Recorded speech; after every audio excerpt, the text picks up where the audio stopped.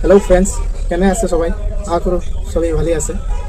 স্মার্টফোনের দুনিয়া Redmi note series মানে এটা নতুন ডিজাইন, নতুন লুক, নতুন পারফরমেন্স। আৰু এই ধাৰাবাহিকতাই এইবাৰ ৰেডমিয়ে লৈ আহিছে এটা নতুন ফোন, ৰেডমি নোট 15। মাত্ৰ 7.35mm স্লিম বডি আৰু 108 মেগাপিক্সেল কেমেৰাৰ সৈতে পাৰিবনে সঁচাকৈ এইটো মোবাইল বেলেগ মোবাইলৰ লগত টক্কৰ দিবৰ কাৰণে? আজিৰ ভিডিঅ'ত এইটো মোবাইলৰ ডিজাইন, ক্যামেৰা, পাৰফৰমেন্স আৰ দামেৰ বিষয়ে বিস্তাৰিত কথা পাতিম। বলক ভিডিওটি স্টাৰ্ট কৰি। প্ৰথমেই চাওক ইয়াৰ লুক। ফোনটো দেখাত বেষ্ট প্ৰিমিয়াম আৰু ইয়াত ব্যৱহাৰ কৰা হৈছে 6.77 inch curve AMOLED display. Refresh rate দিয়া হৈছে 120 হাৰ্টজ, খুবেই স্মুথ। আৰু ইয়াত দিয়া হৈছে 3200 নিটছ ব্ৰাইটনেছ, য'ত নেকি আপুনি ৰ'দত গ'লেও স্ক্ৰীনটো স্পষ্ট দেখা পাব।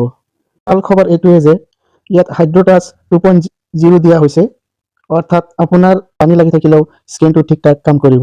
এইটোত আপুনি তিনিটা কালাৰত পাই যাব, ব্লেক, গ্লেচিয়াৰ ব্লু আৰু মিষ্ট পাৰ্পল।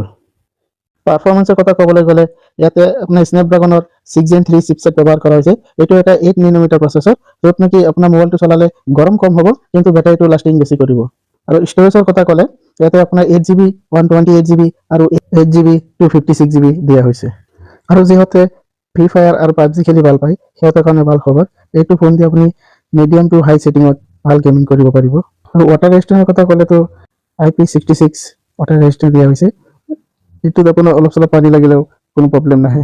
কেমেৰাৰ কথা ক'বলৈ গ'লে ৰেডমি নোট 15ত ব্যৱহাৰ কৰা হৈছে 108 megapixel master pixel main camera, যিটো দি আপুনি ভাল ফটো আৰু ভাল ভিডিঅ' কৰিব পাৰিব। লগতে ইয়াত হাই কোৱালিটি 8K ভিডিঅ' ৰেকৰ্ডিং কৰিব পাৰিব। এইটোত আপোনাৰ OS ছাপোৰ্ট আছে, য'ত নেকি আপুনি ভিডিঅ' কৰাৰ সময়ত হাতখন কঁপি থাকিলে বা লৈ থাকিলেও ভিডিঅ'টো স্থিৰ পাব। আৰু চেলফি ল'বৰ কাৰণে 20 মেগাপিক্সেলৰ এটা চমৎকাৰ কেমেৰা দিয়া হৈছে, যিটোত নেকি আপুনি ছ'চিয়েল মিডিয়াত ভিডিঅ' আৰু ফটো আপলোড কৰি ভাল পাব। এতিয়া আহক আমি বেটাৰীৰ বিষয়ে কথা পাতোঁ। মোবাইলটো শ্লিম হ'লেও বেটাৰীৰ ফালে কোনো কমি ৰখা নাই।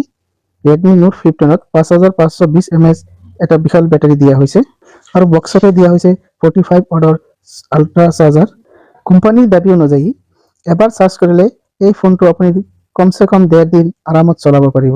লগতে এইটোত ৰিভাৰ্ছ চাৰ্জিঙৰ সুবিধাও আছে, যেনেকৈ আপুনি এইটো মোবাইল দি বেলেগ মোবাইল বা কোনো ইয়াৰবাডছ চাৰ্জ কৰিব পাৰিব। আৰু দামৰ কথা ক'লে এইটো ফোন 8GB 128GB মাত্ৰ 23,000 টকাত পাই যাব, আৰু 8GB 256GB মাত্ৰ 25,000 টকাত পাই যাব। আপোনালোকৰ বাজেট যদি 25,000 বা 30,000ৰ ভিতৰত এটা ভাল সুন্দৰ ফোন ল'ম বুলি ভাবি আছে, তেতিয়াহ'লে ৰেডমি